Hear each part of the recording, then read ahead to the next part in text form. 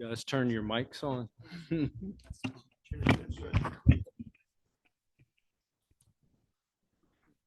Okay. Next item on the agenda is public comment time. Is there anyone has any public comments just generally about anything particular? When we hit the agenda items, we'll let you address those at that time. But if there's anything else you'd like, please. And please come up to the mic and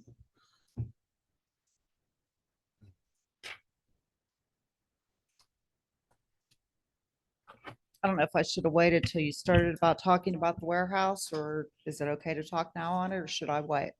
this, if you want to do it now, now's your chance. Okay, all Or right. I will open it up again, but this will be Okay. your chance. All right, the reason I want to know why they keep calling it Warehouse Club. It's Costco, apparently, but I don't see anywhere where it's officially, we're going to do an approved land development for Costco. It says Warehouse Club. Costco is only hearsay. I have not seen anything where it's written that actually says we're building Costco. So I wondered about that. And then you talk about the fuel station on here. And there's going to be a lot of traffic coming off the interstate, leaving the interstate to come on to get gas. People want to get gas real fast when they're traveling. Has there been a traffic impact done on that, of how much more traffic we're going to get to that intersection so they can get in and out off of Oak Springs Road in order to get to the gas station? And how many pumps are there going to be? I don't know if that's been addressed either. I think that's all I had to say about the warehouse. And then I also wanted to talk about the data center. I know it's been brought back to planning. I'm not sure why. This is why nothing gets done in government. You guys all said, okay, you handed it to the supervisors. Supervisors didn't like it. They didn't like it, then they should have had it corrected, not come back to you and then back to them again. This is exactly why nothing gets done in government. So it's a little frustrating to see that. And If I can interrupt you, it's Sure. It's subject of public hearing next Tuesday. So we'll vote on, the board will vote on it next Tuesday. Okay, so that's not going to go back and forth anymore. We're done after this on Tuesday. It is going up for a vote on Tuesday. Okay. So it could be not approved on Tuesday then, if they say no. It's up for vote on Tuesday. There you go. Okay. All right. Thank you. Thank you. Anyone else? Anyone online, Kristen? No hands yet. Okay. Next item is consideration of planning commission meeting minutes from May 7th. Has everyone had a chance to review the minutes? Yes.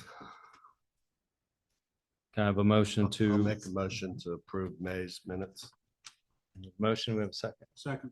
All right. All in favor, say aye. Aye. Any opposed? Minutes are approved as submitted. Old business is on the agenda. You can see that those two items were tabled till July. We don't need to have a motion on that, right, Mr. If they're Maple? on the table, just leave on the table. Okay, so they will stay there. New business, first item for new business, consideration of preliminary and final minor subdivision approval for the Ninth Amendment to Burkett Manor, PRD number 1. Is anybody here from the applicant? No. Nobody? Okay. That's the same number of amendments as the consultation. Yes. I think those dividing line. TJ, while we're waiting for them, do you have comments on the subdivision?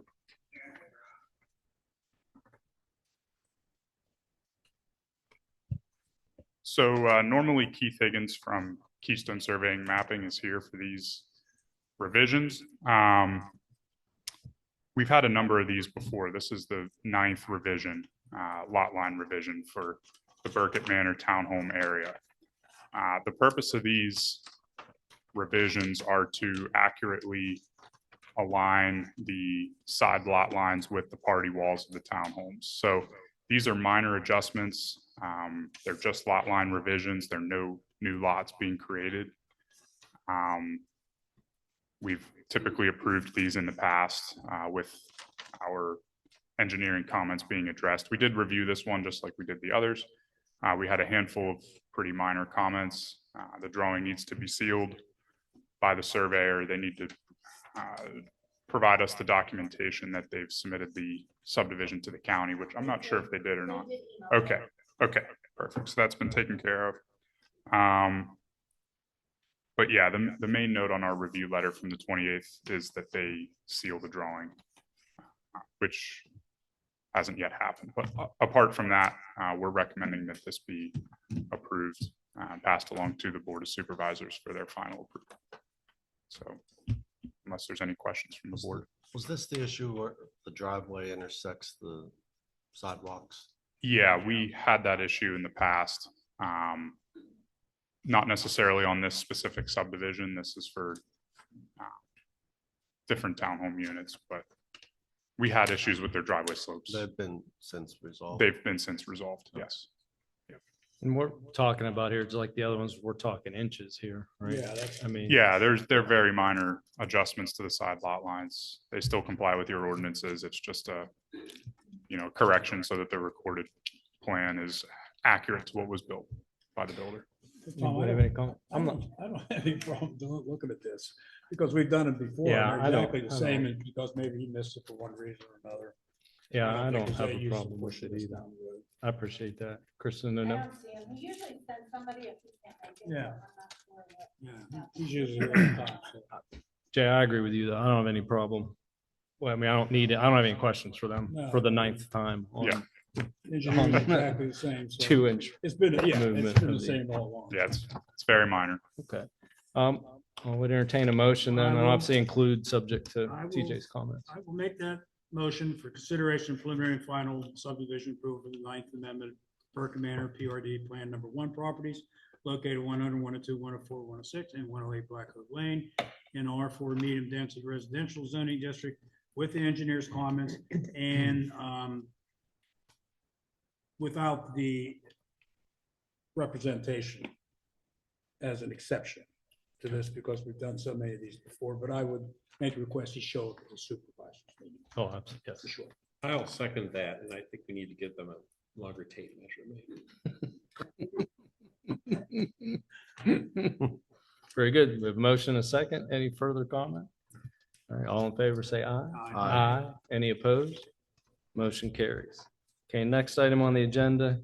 I'm sorry, was there anyone from the public that wanted to comment on that? I apologize. Okay. Next item on the agenda, consideration of revision to the approved land development plan for 7970 Associates for Warehouse Club and Fuel Station Oak Spring Roads. Anybody hear from the developer? How are you? Hey, good to see you folks again. John Wright with LSSC. We got a little slideshow like we did last time for you folks. So we're here on behalf of 7970 Associates to follow, kind of to show you folks the revised land development plans that are for the answer to the question was posed earlier. This is a revised land development. We have to use the same nomenclature, which was the warehouse club. So that's why names of those that shall be named later have not yet been named, so to speak. So Chris, if you want to go ahead and change that. So tonight I got an agenda. We're going to introduce the project team tonight.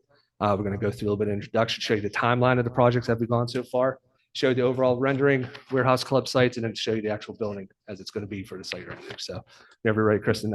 Again, my name is John Wright with LSSC. Been a project manager, been in front of you folks for probably the past 2 years working on these projects. With me tonight is Mr. John Alvarado. John is Director of Real Estate for Costco. So- Maybe warehouse. Costco Warehouse Club. Yes, sir. With me is Kestra Kelly. Kestra is a friend of the firm. She's also there civil for all around the country, taking care of them. So we work with them. And Mr. Nate Phillips for 7970 decided to take a vacation finally. So that's why he's not here tonight. So introduction. Yeah. Last April, right? We got final land development plans. What happened within that is, as tends to happen, you get new prototypes for new buildings, new models, new everything that happens. And so we felt that the best way to do that was full transparency. Tom, I believe you and Jay, some other folks were here for a preliminary application meeting with the township and the staff to go through the changes of what happened, basically to go through there to get a revised land development. So just everything was on the books and transparency with you folks. So you didn't see a building that was 9 foot longer than it was actually proposed. So that was the changes as well. For folks know that we got the subdivision approved last winter going into the spring. Basically the old, one of the old buildings that they thought they were going to be able to keep I believe it was the oil and gas store. It definitely wasn't the restaurant, but the second one was in really bad shape. That's actually what you see coming down now, right now. So when that happened, it opened up a little bit more land. It allowed Costco to have better program space, better flow, emergency flow, truck traffic, everything across the board worked. It allowed us to clean up any problems that were going on with the Home Depot parking lot. And I can show you that as we go through some of our slides today. So what you have is the original aerial. Other thing down below, this is in your pack as well too. That's the aerial from about 4 months ago of the demolition of the mall. So at the time of this, phase one is structurally nearly done. That's why you're seeing some of this go through. We are only waiting on the move to the Harbor Freight. I believe they are docketed for the next, I believe, 2 weeks to have that move done, and there'll be grand opening. And once that happens, phase two, the demolition will start. So thank you, Kristen. If you want to show, we can go through a little bit of the timeline, what you saw. So phase one demolition, as I said, started in February. That contract was through the county. That's Nye Swanger. That's who's been out there the whole time. Site demolition began, and that left the Toys R Us, like we talked about, for the RV that was approved. And it had the stuff for the moving for the Harbor Freight. That's why Harbor Freight and Grand China Bay stayed open. So land development was approved back last spring. We went through MPDS. MPDS was approved in June. So we came back through for land development, conditional use, subdivision stuff that's been in front of you folks. Those of you who might not have been here last month, the Board of Supervisors voted unanimously to continue the conditional use. There's a little caveat in your ordinance that states that if a zoning permit or building permit, occupancy permit have not been applied for within a year of a conditional use, that it's subject to being null and void. So granted, we could not no longer technically get an occupancy permit when you can't go into a building. Board of Supervisors voted unanimously to do that. So that's what that stands underneath. Also the NTDS minor modification, because this is a larger built footprint. Now that we're taking down the other building that was outside of the NPDS permit. So that was taken care of and is in technical review right now. We anticipate to have that approved within the month. And then in front of you tonight is this. So phase two demolition will start as soon as demolition is done. As soon as the old Harbor Freight building and that pad is to the satisfaction of the Costco crew, they will take over and start building. Correct? When? As soon as the pad is ready. And people are asking, when's it going to be ready to open up? Yeah. So I would say I leave that to Mr. John. The answer that I can give to that is we're gonna open as soon as possible. During construction, Speculate. I mean, I hope I can open. Christmas? This year now. It's gonna be next year. Okay. Yeah. Mrs. Rumble wants to shop as quick as possible. It's gonna be next year. It's gonna be next year. Depending on how we finish the condition and Exactly. how we're gonna hit the year. So that also will affect Makes sense. how construction goes and pushing as fast as we can. Yeah. We want to open as fast. I will ask from the future, and especially for people that may be online and watch it later. And Dennis, when we get switched around, you're gonna have to come to a mic because no one will, it's not your fault. No one will I got know you. that, no one else will be able to hear. Got you. The voice in the But back. that's all. I share your pain. I'm actually wearing Costco socks, jeans, and an undershirt right now as we speak. So, yeah.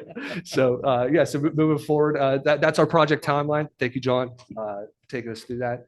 Kristen, so revised land development. Let's talk about what changed. So this is the overall site. Looks really similar to how it was before. Kristen, if you want to click to the next slide, please.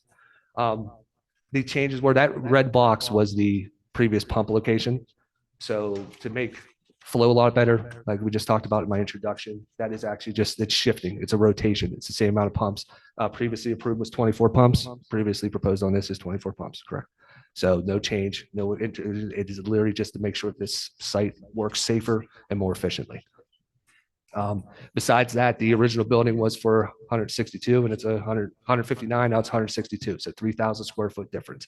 But because we had that as part of the original application, we wanted to ensure that that change was in the records for you folks. And we had transparency on that. Just a new product, like I said, moved 9 feet and some change closer That to Home didn't Depot. affect anything with the No. stormwater control. So planning changes once the Costco team did their engineering as it came through they just do their stormwater a little bit differently than how we proposed, but nothing in terms of drainage areas, nothing in terms of nothing affected the NPDS on the stormwater side. It was all just because we had an increased area. So yeah, thank you, Tom. And that's where I was. I don't know, John, I want to hand it over to you, talk about the building and rest of it. Yep. Thank you. Good evening, everybody. Thank you for having us.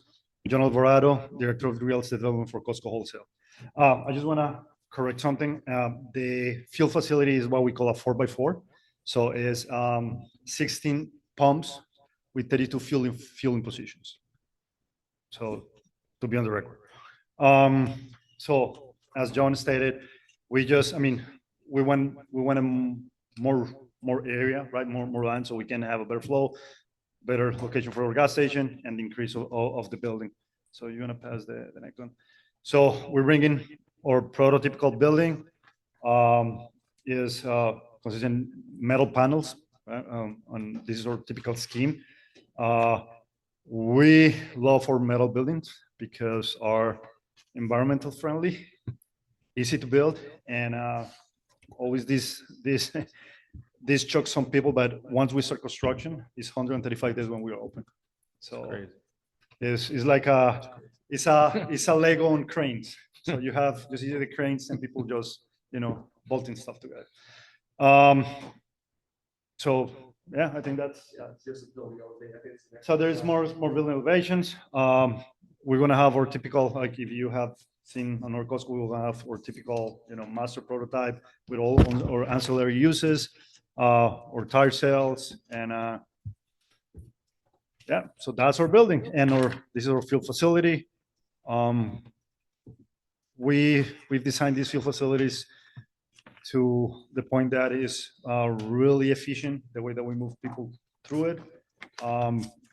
We have a pass-by lane between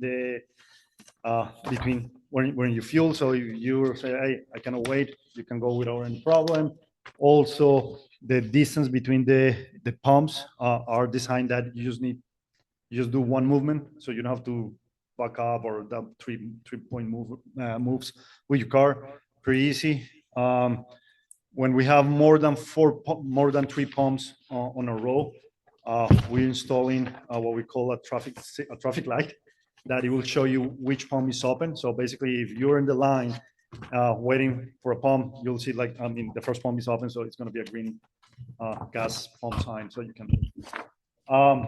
Other than that, the kiosk that we have is just to host the equipment to run the fuel facility, so it's not occupied by itself.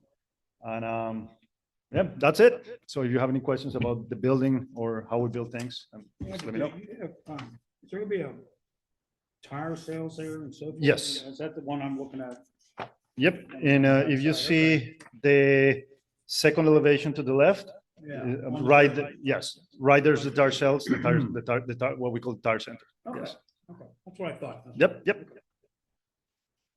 Just tires, you're gonna do oil changes, all that kind of stuff? No, we don't do oil changes. The only thing that we do is tires and is replacement, no, mechanical work itself to the cars, and we sell batteries.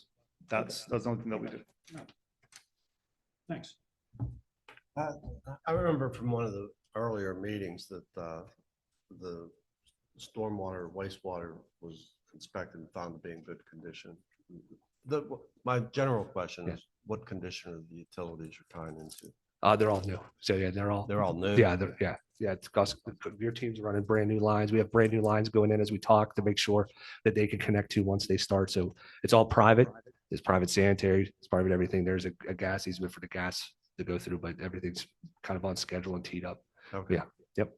Very good. Yeah. Thank you. Well, I think we have an agreement coming from our solicitor, I think, for the Developers memorial? agreement? Yes. Okay, It's already been, I think it's already been drafted and sent out. okay, thank you. and like I said, a typical situation, if it wasn't for kind of a high profile client and a little bit of some public money, those sort of things probably could have been done something a little bit more administratively. But we just felt it was, for transparency's sake, better that we came through for a revised land development in front of you folks, rather than kind of just working with TJ and crew. And the next thing somebody pops up and, why is this located here, there? But everything from the fuel pad down is just as you saw it previously, a couple more trees. So. Has that been initiated yet? Where the fuel station's going to be? Has the digging occurred? No, not the digging for that, but that building is coming down as we Oh, speak right now. Yeah, yes, sir. Yes, sir. Okay.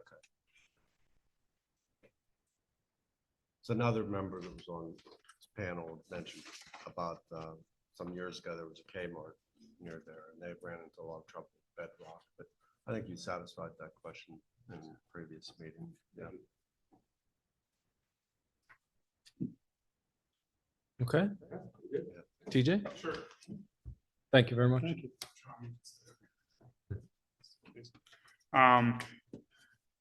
Yeah, so as we had talked about here, this is a fairly minor amendment to the land development, which was approved within the last year. The building did grow 9 feet towards the parking lot. So basically, the parking aisle has remained the same dimension and they've lost 1 parking space across the front the whole way back. That's essentially what the change results in. There is no net change in stormwater management because it was impervious surface previously for the parking lot. So our office met a couple different times with John and Kestra and their group to review their drawings. We did a pretty detailed review, even though this was just reviewed not that long ago. We did have a comment letter dated May 21st, which I believe you all saw and is in your packets. We had a handful of administrative type comments and a few technical comments that John's group has mostly addressed to this point. We did send a second letter just to clarify some items earlier this week. That was yesterday, I believe, that our letter went out. So at this point, the items that are not yet fully buttoned up, we had a question about their emergency spillway or their rain garden, and whether one of those should be put in. They're relying 100% on their outlet control structure, which we would prefer to see a true emergency spillway there in the event there's a problem. So we're asking John's group to address that comment still. And I know this was sent to him yesterday, so I doubt he's had a chance to look at that yet. But that is basically the last technical comment with regard to stormwater, is investigating whether they can install a true emergency spillway on the pond. TJ, while you're on that, is that something that's part of what conservation's looking at as well? Or is that outside will of be. what they would comment on? It will be. Our ordinance is somewhat vague when it comes to detention basins, which this is a rain garden, but technically it's an open detention basin also. So we would typically expect to see a spillway in that type of situation, which is why we made the comment. But yeah, the conservation district is reviewing the revisions also. Yes. Where would the water go if the rain garden's overwhelmed? It would more than likely spill out on the low side toward Oak Spring Road. Okay. And that would be the only place that it Would fit. What do we have down there? Is there just a drainage ditch on the side of Oak Springs and then picks up a catch basin at some point? Or There's a very large diameter pipe that runs from that property fairly deep underneath the road over to the other? to the creek Yeah. on the low side of Oak Spring, which they are planning to tie the rain garden effluent into. The problem becomes if there's an issue with that line where they're going to dump all their water and that pond were to fill up over top, that water would come down to Oak Spring Road. But you would want a spillway in that case so it has a clear place to discharge to. Okay. And that's what your ordinance would ask for. So that's the stormwater comment that's on this June 3rd letter. We have our catch-all comment about the other permits that are required for a project of this nature. So you'll see those on the second page.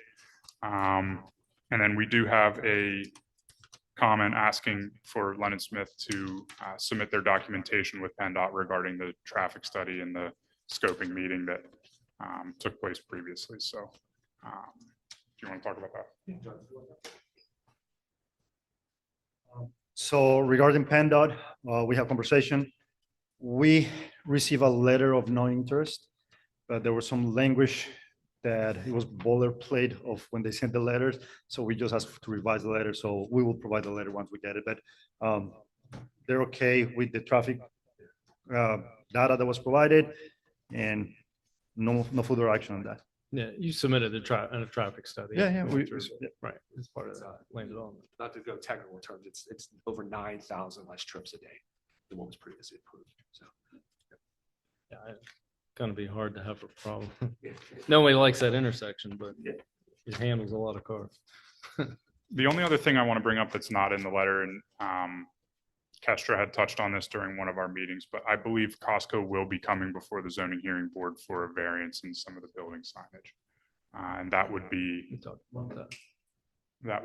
one of the only other approvals needed from the township. Now, that's not what they're looking to do versus reflected on these drawings, though, right? That's outside of purview of development section. Yeah, Yes. understood. Yeah, this is, I don't want a picture of a giant sign on here. That's not, Right. that's too tall. I know there's not giant, but. But no, there is, We talked about this. there are new storm sewers being built as part of this project. They will all be private. None of that infrastructure will be owned by South Strabane Township. There is a new private water service line and fire flow line, I believe, for the new structure that'll be built and new sanitary sewer as well. So all of those utilities are intended to be private, and that will be clear in the developer's agreement also. They're all on the private property, though, part of the development, right? Yes, And the ownership of this is still going to be 7970, but the Costco lot will be Costco. Okay, but the other part will still be 7970. And does these lines cross over between the two lots, right? So there's proper easements or yes, will be proper easements recorded because since there'll be separate ownership. yes, okay. and that was discussed during the subdivision Yeah, process also. gotcha. So, yep, it's been covered. Want to back up to the rain garden again? Sure. That's going to be put where there presently isn't any retention pond, is that right? I believe that's correct, right? There's no stormwater BMP there now. There is stormwater BMPs, there is, Where the, so no, is there an above ground stormwater BMP now, are the catch basins? Yes, in that area. where the rain garden is to be put, there's a catch basin? There are existing, yes, there are. Now, does it function the way we are designed it? No, it does not. Well, that's what I was leading up to, is the surface runoff from the parking lot. Is it, All handled. Yeah, nothing's gonna leave the site that wouldn't be intended by the design. That's a great answer. that's what I was hoping to hear, yes. And the conservation district will pay close attention to that also as part of the NPDS permit. You got the tanks and the, Right, the yeah. only thing we have to do about the spillway is just that our principal John Howard did the stormwater, we're just supposed to talk to TJ because we are already through a technical review, previously approved thing. So that would affect timing just in terms of FPS and just what's talked through with you. Okay. I think it's something we're against, just we have to have a coordinated effort where there's already through a technical review comment phase with the conservation district. That's something different. That's all. So yeah, it's not an opposition, just to make sure we're coordinated. That is fine. So apart from the items identified in our June 3rd letter, this was reviewed before. We reviewed it again. Lennon Smith's addressed the vast majority of our comments. We would recommend you consider passing this along with a favorable recommendation to the board for their meeting later this month to be reapproved. Thank you, TJ. Yep. Any more comments from the board? Comments from the public? You had your chance. remember?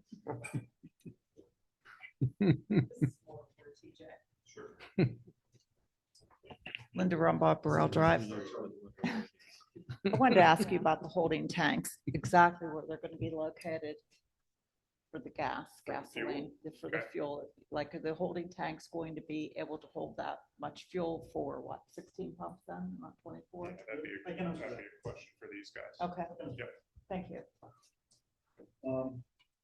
Or standard for fuel facilities, we have 3 40,000 gallon tanks on the ground. Normally, 2 are used for regular gasoline, 1 for diesel, and also we have a 15,000 gallon additive tank. So we said that we are top tier gasoline. Like if you put gas on any of our warehouses, it's the same quality of gas. So this additive tank basically put the additive to the gasoline that is delivered to provide the best gasoline for our members. So that's the answer. It's going to be underground. You won't see it. and it will hold obviously, fuel to serve the fuel facility. You're gonna have diesel and gas at this? No station? diesel. Yeah, you said Sorry. diesel, that's what my question. No, I knew everybody was gonna ask you I did that. say, I You said did say regular, diesel. and I'm sorry, my bad, regular and premium. Yeah, okay, that's what I thought. Then you Yeah, said no diesel, Okay, my bad, sorry. We're good. That's good. We're good. Yep. Okay, thank you. Thank you. You're not concerned about the volume. No, we're not concerned about the volume. Yeah, I mean, and our deliveries,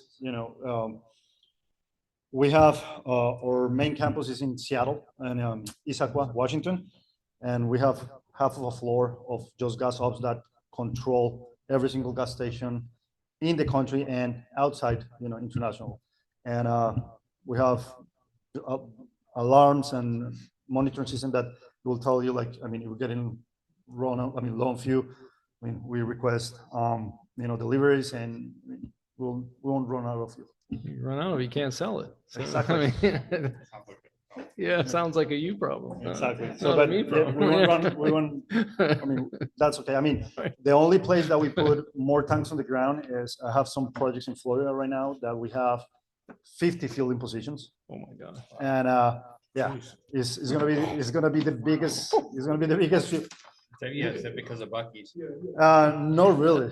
But I mean, when we go that big, then we have another tank on the ground, but Yeah, these are typical. Function pretty well. thank you very much. Thank you. Is anybody online, Kristen? No hands. Okay. Entertain a motion.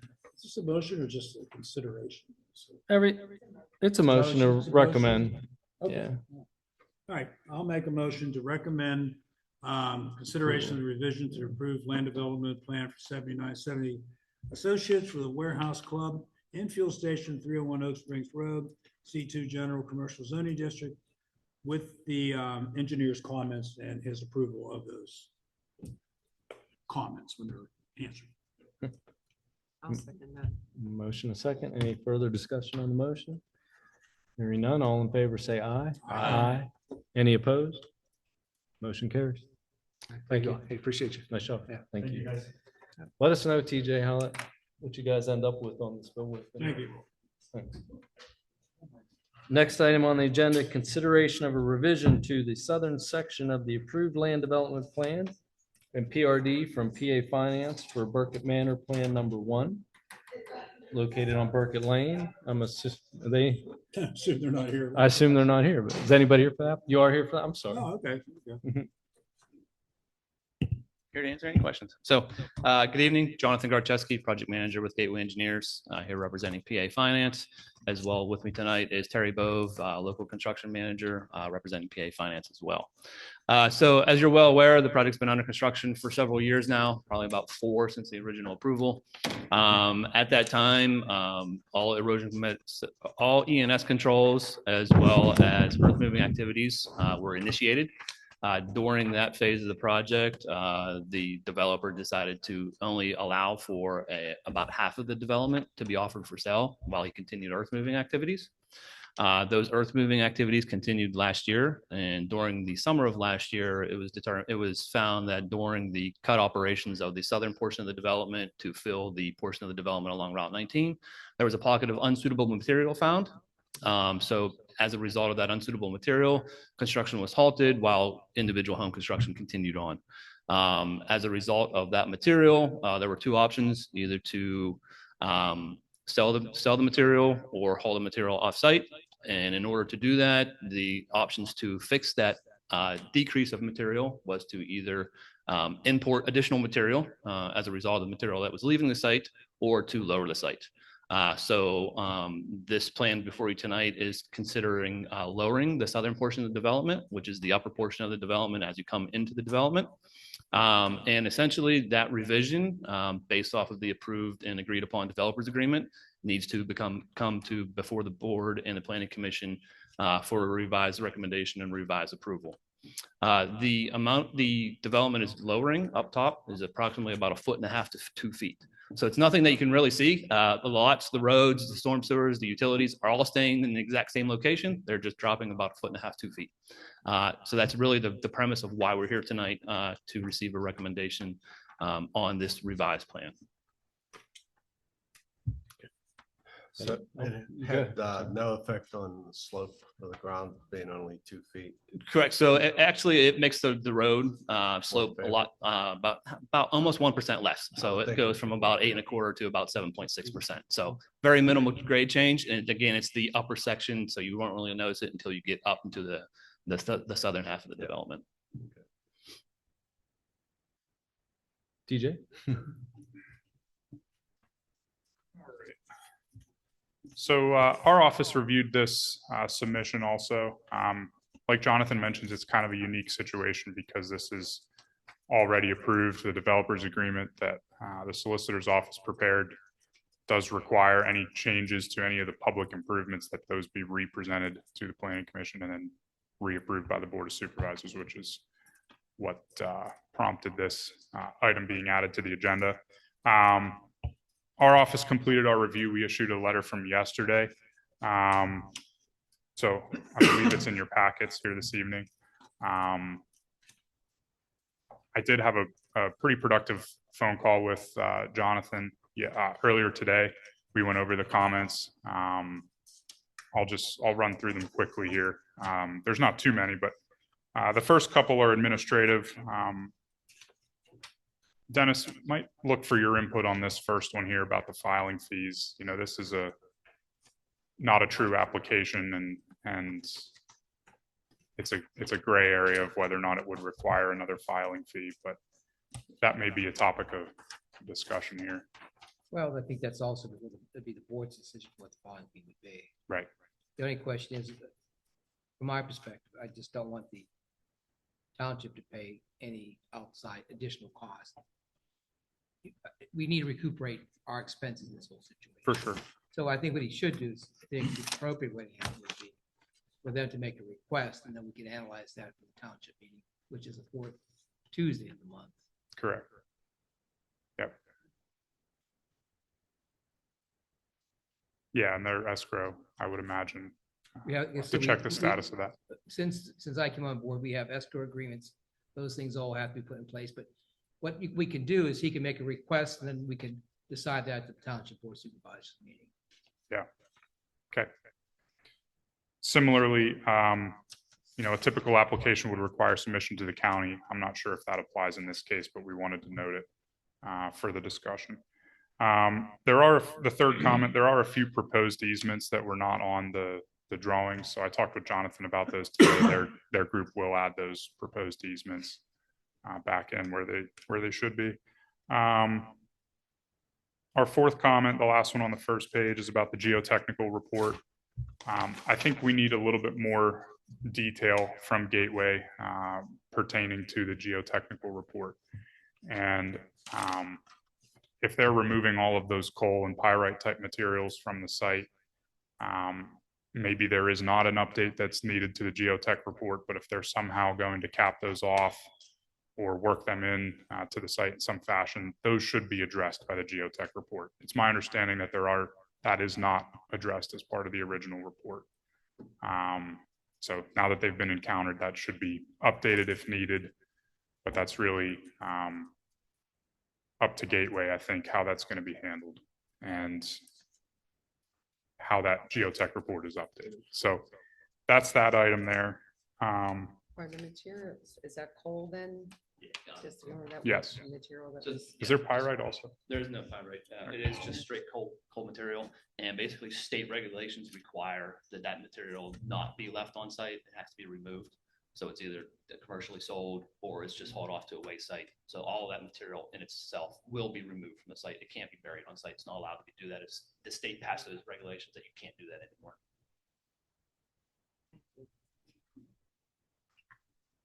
Okay, so I think that geotech item will be clarified by Gateway as part of their resubmission here. On the second page, Bankson has a couple comments about the water system, the fire hydrants, and the sanitary sewers. Doesn't really come into play as much with the water system since it's a fairly minor elevation change. It won't impact the water pressure very much, but I think it's going to be important that the revised sanitary drawings be submitted to WEJA for their review, just to make sure there's no issues with slopes or basement elevations and sewer elevations, and making sure that all of those building sewers can still flow to the main and so forth. That's going to be pretty important since they're changing elevations up there. So those are the first three comments on page 2. We have our sidewalk comment there. We're asking that Gateway add the note to the drawings about what's required for the sidewalks. The next comment deals with the storm sewers. The township requires a minimum pipe diameter of 15-inch. There's a few storm sewers that are 12-inch on the drawings, so those need to be increased to 15. And there's a couple locations where the storm sewer slope is not is less than 1%, which is another ordinance requirement. So those items should be addressed there. Last comment under the subdivision and land development is the sidewalks. Their drawing calls for a 4-foot sidewalk, which, as we know, should be 5 feet. So that's needs to be updated also. How about the elevation? Any problems with elevation? For the sidewalk? Yeah, probably like we had in the first situation. With the slopes? Slope, excuse me. I don't anticipate any issues. Their detail shows the 2% maximum cross slope. They'll have the appropriate notes and details for the sidewalk, so we should be okay from that standpoint. They're changing grades on the storm sewers, so we're asking for updated conveyance calculations.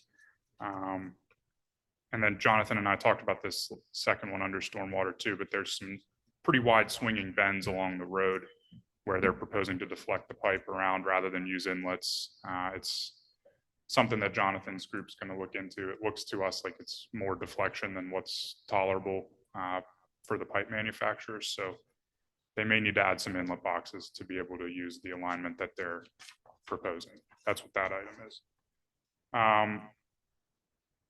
Grading plan, we're asking for updated grading drawings. Those were left out of the original set. So we would, since this is a change in mostly elevation, the grading drawings are pretty important. So we want to be able to review those. And then we have a few general comments on page 3 with the permits, the crosswalks and ADA ramps, the signature blocks, a comment about the open space, parcel B, and then the last comment is at the end of the road, they only have 75 feet for the turnaround. That needs to be increased to 80 feet so that you can receive liquid fuel reimbursements when you take that road over.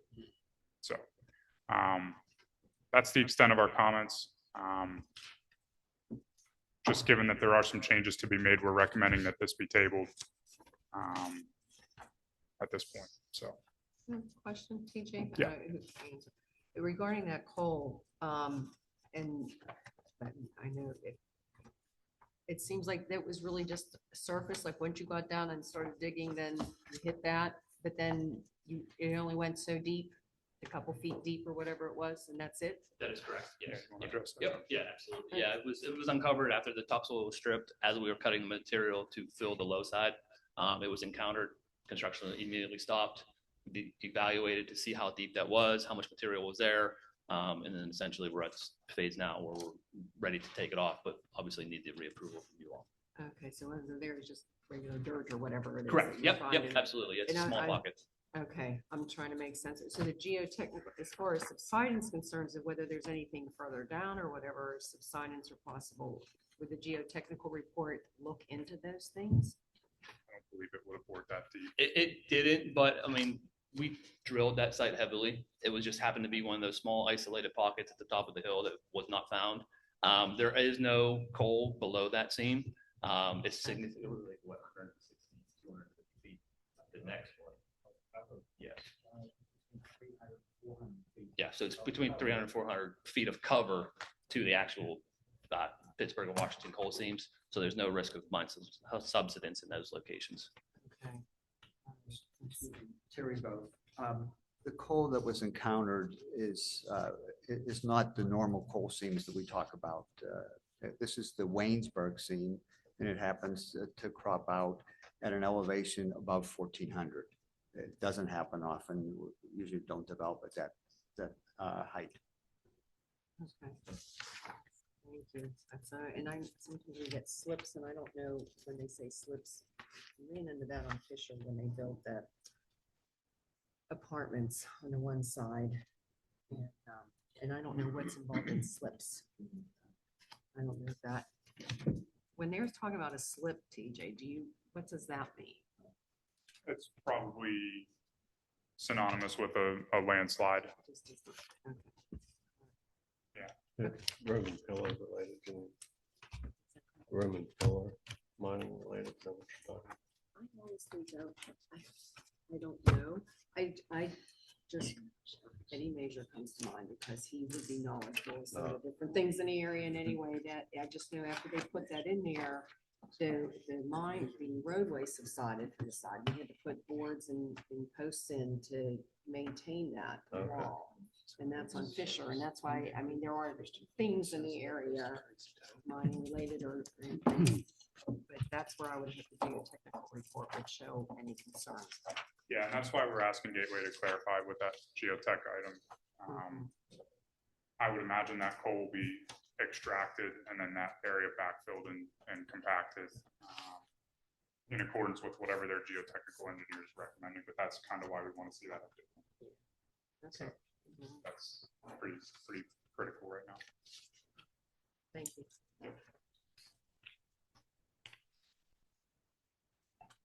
Okay. Any other comments from the public?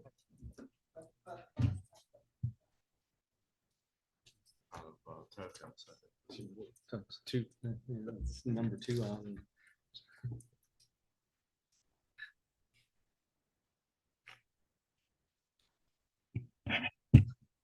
Cynthia Rossi, Terra Hill Farm.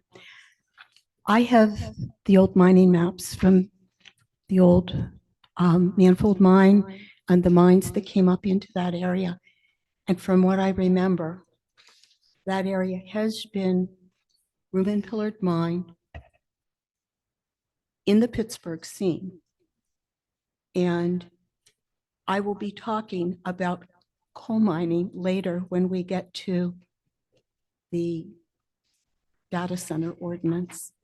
But I do have those maps somewhere, and if I can excavate them, I will turn them over to the township manager.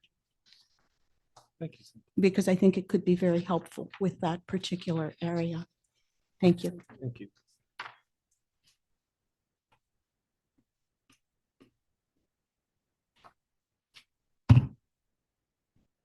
Linda Rumbaugh, Burrell Drive. The geotech will not give all the answers that Paula is asking.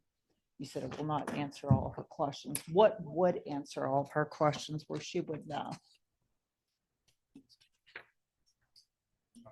I'm not sure if I think I understand what she's at. Yeah. I actually live right across from where you're at, and I can just envision some subsidence thing happening, but I don't have enough knowledge to understand ways of securing or guaranteeing that it's not going to slide, or subside.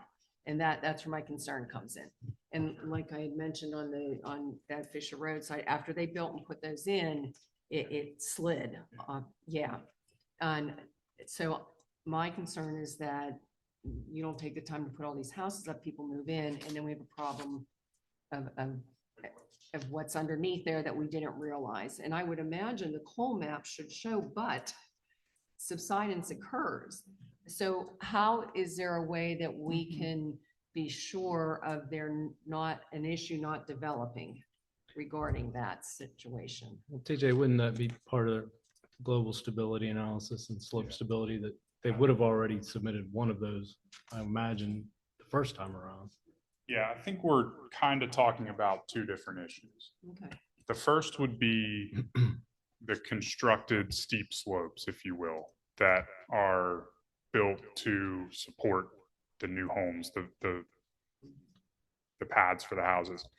Those are discussed in the geotechnical report, and I can defer to Jonathan and his group a little more for the design on those, but typically there's keyways and adequate drainage design so that those 2-to-1 or 3-to-1 slopes are stable, and not going to slide and slough off like you're talking about, or so that there's not a slip there at the toe of the slope that would lead to a house kind of sliding down the hill, if you will, for lack of a better way of saying it. The other thing that I'm hearing as part of the discussion is more general related to mine subsidence, and that is, a much different problem and not necessarily always contemplated as part of geotechnical reports. I mean, these guys mentioned these seams are hundreds of feet down. And we live in Western Pennsylvania where almost everywhere was mined underneath at one point or another. So we're kind of, I don't know if that answers your question a little better, Paul, but we're kind of dealing with two different topics here. And their geotechnical report will address the steep slopes. And we're asking now that it address the coal that was encountered at ground level here, or close to ground level. So do you have anything to add to that? Yeah, no, it's not. As we mentioned before, it is an isolated pocket, so that material is going to be removed. All other earth moving activities is being completed in compliance with the previously approved geotechnical report related to keyways, bench drains, so on and so forth. So those measures are still being implemented. This is just an isolated area that just needs to be removed. And then are you saying by getting it down to that point, removing the coal that's there on the surface, it would be no different than somebody building a house on that area? That is correct. What you're doing. Correct. Yes, But absolutely. so like you said, we know there's mining throughout the area and all that stuff. So somebody could get 5 acres or an acre or whatever somewhere and put a house and they could have subsidence. depending on what's in there. The area where this material is at, it was getting cut out no matter what. It was getting cut to be moved down to the lower portion of the development. It's just so happened that the material can't be reused in the development itself. Right. No, that makes sense. I'm more concerned of what's further down underneath. Totally understood. And Absolutely. That's where I'm coming from. Yep. on that for the future. Appreciate it. Thank you. I just had one more question too. How safe is it to build those homes on fill? Like they're dropping the fill and then they're going to build a house on top of it.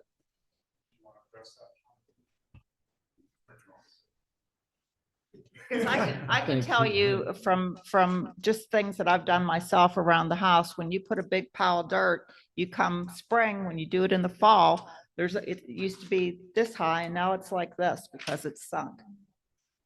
Yeah, so again, it's normal earth moving activities. It's cut material, it's unloosened, and then it's laid down in place and compacted, and it meets all the technical regulations required to be compacted fill, such that the homes could be built on in the future. Same as if the new roadway is being built by the township, those earth moving measures would be the same as we're holding now. Thank you. Yep. And those slopes are being built in accordance with our grading ordinance and reach a standard compaction density of 95%, which is industry standard for construction of structures, roadways, homes, etc. So, and there is independent compaction testing going on during all earth moving activities, and those compaction test reports are given to the township to give us some peace of mind that those slopes are being built in accordance with our ordinance and industry standard and the geotechnical report and so forth. So I think that's all I would add on that item to what Jonathan said. Thank you, TJ. Appreciate that. Okay, we chair to entertain a motion. I think TJ's recommendation is to table. Yes. We tabling for 1 month That'd be sufficient, 1 month, table? to the next meeting be the, Can you folks address everything? Yeah, no, we have no issues actually responding to the comments next week and getting to them. Oh, So okay. if you should see the ability to move it on, knowing that we're going to address the comments, totally up to you, but might as well ask. So, Do we have a I'll time? ask TJ. I mean, their meeting's Tuesday though, right? When's the supervisors meeting? End of the month. End of the month, 4th Tuesday. So let me ask you this. For TJ's purposes, TJ's, TJ's spending overtime on this thing. I got you. He needs at least 2 weeks before the meeting. Would you say? Yeah, I think if they can respond and address the comments by the end of next week, that would give us adequate time to complete another review. And if it's not addressed at that point, then we would recommend to the Board of Supervisors that they table it at that point. Okay. There's, in my question, there's not enough in here for review that we need to look at again. It's just a matter of it being done. Yes. I would agree. You agree with that? Yep. Okay, I would- okay. Can you meet that time Yes. frame? Oh, no, I wouldn't for- have made the offer if I couldn't do it. So yes, we'll Okay. get it back into by the end of next week. Yes. Okay. That being said,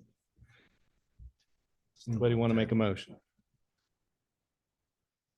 Yeah, I'll make a motion to table item C under new business for consideration of a revision to the southern section of the approved land development plan and PRD from PA Finance to LLC for Burkett Manor, Plan Number 1, located along Burkett Lane in the R4 medium density residential zoning district, based upon the comments from our engineer.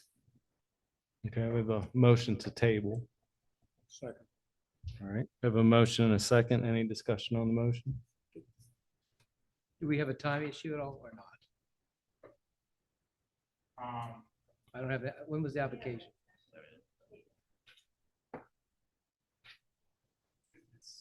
It's a revision to an out, to Existing plans on a it. existing plan that's already approved. It's not. All right. Yep. Yep.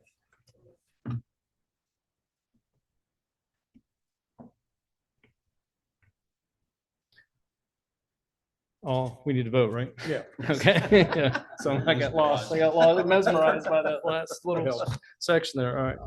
All in favor of the motion, say aye. Aye. Any opposed? Appreciate it. See you next month. Thank you. Thank you. Thank you. Okay, last item on the agenda is consideration of the data center ordinance. Everybody had a chance to review the revisions. Yes. Any comments? I have a question. Please forgive me if I'm missing seeing something, because my eyes are kind of buggy from looking at these things so many times. Everybody else is. The waters, I see public water. I don't see any mention of non-public sources.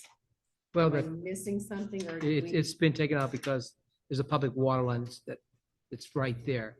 The only industrial, the only I-1 or I-2 is in that vicinity. There's, I think, a 10 or 12-inch water line there. So if they want to use, they're going to, you don't use and I've read so much about data centers over the past so many months, I know more than I think I should know.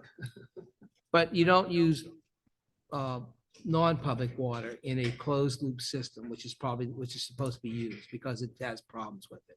That would make sense. I'm sure. All right. So what you'll notice in this ordinance that it's different than the other one, it's a lot more revamped from the last time you saw it. That's good. That's good then. Well, that's in fact, the Washington County Planning Commission says it's pretty strong and they think it's the best they've seen. But it has a 1,500-foot setback from a occupied residential structure, which we define here. We also have and we have, and I think I don't know if we ever showed you the map we have. I don't think I have it with me, but I have a map that shows the 1,500 foot from each residential, each occupied residential structure. And we want that because we don't know, data centers are still relatively a new concept. We want to make sure that the public are protected because just like I said the other day, even though like you'll hear these companies like CNX saying they have to be careful or be concerned about their shareholders, the township has to be concerned about their shareholders, which are the residents. So we have a 1,500 foot rather than 1,000 foot from before. We also have added, this whole concept is going to be a triumvirate of 3 ordinances. One is the data center ordinance. The second is a noise ordinance. The third is we have coming down a pike is an ordinance dealing with production of use of fossil fuels for on-site production.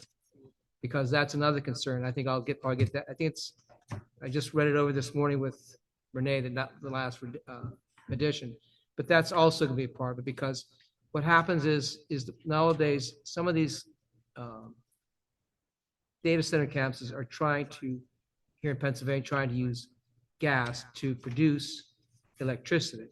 So we have to be concerned about the production of that. So that's the third ordinance that's going to come down the pike. So it'll be a triumvirate of 3 ordinances. The ordinance is probably, if you look, I look throughout the state of Pennsylvania, I don't know of anybody that has a 1,500 foot setback. And I don't even know if there's anyone that has a 1,000 foot setback from an occupied residence. You know, and I get a laugh when I hear these people complaining about that distance. Where my office is located at the intersection of, is that Lincoln Street or is that College Street? College Street and East Maiden, and you go all the way to where that winery is, that's South Main in East Maiden. That's 1,056 feet. Because most people, when you think of 1,000 feet, you think, well, that's a lot of feet, it's a lot of distance. But when you start to understand when you have a site idea of where a distance is, that's 1,056 feet. Then if you wanted to see what 1,500 feet is, it would be from the intersection I just mentioned of College Street and East Maiden going down to Triple. That's 1,500 feet. So that gives you an idea of the distance. You know, when we say distances, we don't know until we see something, but when you start understanding a distance from what I'm always used to seeing, then I understand how close it is. You know, one of the comments made by the attorney for the CNX was, it should only be 100 feet. It's 100 feet from the front of my house to the back of my house. Yeah. Okay? So I don't think I'd want to have something that close to me. So that's the reason why, and the reason why we took so long from the March 30th hearing till now is I had, taking into consideration what people said was about having a 1,500 feet, which is trying to secure the residents in this community. So we modified that. We also modified we put in their vibration because vibrations have an effect. And again, I'm reading things. I don't know precisely, but when you read the different articles I've read, vibrations cause a problem in the physiology of people. It causes high blood pressure, supposedly. There's an article from Harvard Public Health and something. And Michigan has an article, and so does, I guess it's California something. But that vibration is a health hazard, what they're saying. Again, the early reports are. So it does cause a problem with high blood pressure, also in terms of depression, things of that nature. So that's another thing we've added to the ordinance. So there's a lot of things in there to protect the township. I spent a lot of time reading and drafting and redrafting this ordinance. So basically it helped protect the community. That's, okay. Okay, answer your question? Yeah, well, yes, it just seems like nothing probably needs to be said about the non-public source because it's not something they would use, but No. it doesn't matter where that goes. That's the only thing, just because that location out there may not have it, I would just want to make sure that it would cover. Because most places they don't, when they're going to a closed loop system. In the closed loop system, it requires public water because a closed loop system, it would be almost impossible wouldn't be great to use non-public water because of the impurities. And that makes sense. I mean, yeah. it So does. I just don't want, some You've got- extenuating circumstance to occur and then we're. You've got everything, in that words, you have everything I could possibly think of. I know. There was one other question too, I know, on this noise ordinance. CNEL, and again, I have no knowledge of this stuff, but I know from all the conversations, there was CNEL was a different type of way of measuring noise, I think, in it. Now, I don't see that. Because I said this, you have a triumvirate of three ordinances. Yes, Because if you read your ordinance, well, the noise. it says basically the data center will incorporate the noise and dust ordinance Correct. and also incorporate the on-site fossil fuel situation. I saw that. In the noise ordinance, though, I didn't see anything stating CNEL. No, it's Do not we- in it. No, don't worry about that. Okay, that's all. I just want to make sure that we're okay, not picking that up. Okay. I got a question. Sure. Counselor. I see that the governor is looking to put more data centers. And I read a few tidbits here and there in the paper about some of the things he wants that may not jive with ours. So that would supersede our ordinances if they Well, come to the state? We're superseded by state law and federal Right, law. right. I don't know whether a governor's executive order is state law. Well, I it's never exactly, saw- well, he wants to get this processed through the Well, legislation. I can answer that actually, Dennis. I looked at, you're talking about that grid program that Yeah, that they whatever. put out Yeah. there. It doesn't address anything about local zoning. It's not attempting to usurp local zoning. That's what I was It concerned has about. other But they aspects may, to it. they but may try to do some of that. They could at some point, but there's Yeah. nothing there now. And that, the governor can't do that on his own No, anyway. no, I didn't think. But there isn't anything in that grid program that affects I'm local just looking zoning. down the road that they may come in and just. To keep an eye. But Well, if they do, there's squash nothing this we'll be stuff. able to do about it then. Kind of like the act, whatever for the gas and oil. Well, the thing- Yeah. Kind of what I, all right. Keep in mind, the thing about it is what they're trying to do nowadays, data centers are trying to, because they're looking at Pennsylvania because of the source of energy to create electricity, which is natural gas. There's a plethora of natural gas in the area. So what they try to do nowadays is place a on-site fossil fuel situation.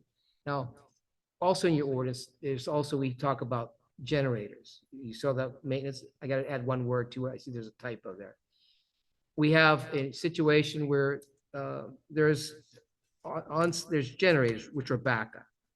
And what happens is when you have generators, what they want to do at times, there's a maintenance situation because they always make the generators only kick in if there's a problem with energy production, electrical production. So they have backup generators just in case something happens to energy. So what we put in there is a provision talking about when they can, because they have to go and maintain them. I guess I don't know anything about generators. They have to oil them, who knows what, put antifreeze. Yeah, so what we did in there, we put a provision saying basically that when they want to do their maintenance of the generators, I think it can only be between 8 a.m. and 8 p.m. or something of that. I have to modify that with Mrs. Rumbaugh's comment about the noise. But we don't want them to do maintenance at 2 o'clock in the morning. Washington Hospital does that. At 2 o'clock in the morning? No. They put theirs on once a month, but it's in the mornings. Well, we don't, but It's- see, but keep in mind one thing, if we don't have that in the ordinance, okay, if we don't have that they can do that, then what they'll do at times, they'll go off cycle. Because what happens is when you create electricity, or when you're using electricity, they have, and you can tell, I don't know, you know, it's better than I do, TJ, that the grid, whoever the electrical company will tell you to go off cycle or something and use another site to, I guess, to save money or something. But that's what I heard, that's what I read the other day. So we want to make sure that when they're using the generators, it's only for maintenance purposes only, or an emergency situation. Or once a month they have. We don't want them to use the generators. We don't want them to use the generators during the thing so that they can make money at the anguish of the township residents. So we have that provision there also. Then I put another can of worms out there. Read today that some of these bigger data centers are looking at mini nuclear generation. That's controlled by the feds. We have I no know. control over I that. looked, I saw that and I'm going, okay, that'll open up some worms. There's so much to read about this stuff. I mean, it's just mind boggling. But any other questions about it? I mean, it's going to be before the board next Tuesday anyway. If you want to look at it and say, well, you do have public here, they may want to make a comment, but it is going before the board for discussion and vote next Tuesday. Thank you, Dennis. You're welcome. Any other comments? Cynthia? You made your comment about the data center at the beginning. Can we, If Mr. you- Steele, can we charge $25 per person to get to the podium? I'll pay you. I just have one comment to make about the, no, don't even know now that you got me so confused. Worried About the about the $25 or $25. what? No, I know what it was about. It was about the setback, about What? the setbacks, the 1,500 feet setback. It's 1,500 feet from an occupied residential And I structure. don't, yeah, that's fine, but it should be from a property line. I pay taxes on all my property. You have a lot of property. You know what I'm talking about. I pay taxes on all the property I own. Why just where my house is at, does it have to be 1,500 feet? If I want to go have a picnic at the very end of my property away from my house, I should be able to do that without having a data center being 500 feet from me. So I don't agree with that. That is the only thing I don't agree with the data center you put in there. Thank you. Thank you very much. Thanks. Ms. Rossi, did you have a comment? I can't please your wife at all, can Believe me, I've tried. This dates back to Go, please go to the mic and we'll pass them around. Thank you, Thank Cynthia. I found in my files an old map of what Consul had planned for this area along Mitchell Road and Rankin Road back in 1999 to 2001 or two. And it's very, very different than, and that was the CNX land division, what CNX is planning for right now. I have been doing two things. I have been going out on safari, looking at these sites, data center sites, and looking in particular at the ones that are fired by natural gas plants on site. And it is very frightening, and it does not belong in this township. This is a growing township, but I wanted to share that. I have some photos that I hope to present at the meeting on Tuesday night. I also have with me, and I will be presenting this on Tuesday night, 16 coal mining maps of the area in question, showing the extent of the mining. For tonight, I wanted to share some of the things that I found reviewing the ordinance, and I think it is a great improvement from the original. It's tremendously improved. I would like to see setbacks from barns. I spend a lot of my time in the barns, not in the house. I'm out there doing something, providing concierge services to my animals or whatever, but I'm out in the barns. And in the barns are my farm family, and I would like more protection for them, and I think most farmers would feel the same way. I would also like you to consider setbacks for all underground utilities, including pipelines, to be increased in size and commensurate with the size of the line. And by that, I'm talking about the big gas pipelines that are coming across Bow Street and then across the township, really, going out toward Route 40.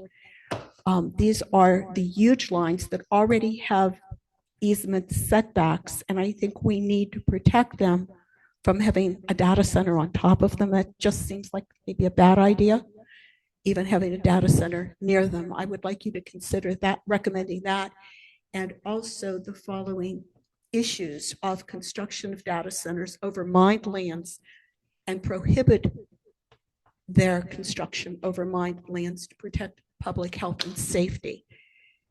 Regarding the construction and construction activities over mined lands, there are major dangers. There are 5. Geotechnical instability and mine subsidence, sudden ground collapse, foundation fracturing, sloping and landslides, and acid mine drainage and thermal pools. According to PADEP, a total of 8,285 acres, 8,285 acres of South Strabane Township has been mined by 3 forms of mining: surface, room and pillar, and longwall. And each of these mining techniques presents significant dangerous issues, critical geotechnical structural risks, and severe hydrological vulnerabilities and legal liabilities. Even minor subsurface roof fractures in underground mining can propagate upward, creating microfractures. And that will lead to cracks in foundations of these buildings. It will disrupt the fiber optic connectivity and throw precise hardware racks out of alignment. So we're talking about the mines. I'm not talking about our homes. I'm now talking about past mining presenting a danger to these large buildings. Acid mine drainage using water, and there has been talk, scuttlebutt, that that's what they plan on doing, pumping the mine water and using that for cooling. And so in my studies of that, the water is toxic and it is comprised of heavy metals, including arsenic, and that can corrode and destroy the heating systems or the cooling systems that are needed for these structures. So again, that is something in consideration of the viability and the safety of the structures themselves. Building over room and pillar mined areas has issues, including mine subsidence, pillar degradation, differential settlement and surface troughs. Vibrational and construction risks include vibration vulnerabilities and site preparation dangers. So these buildings are now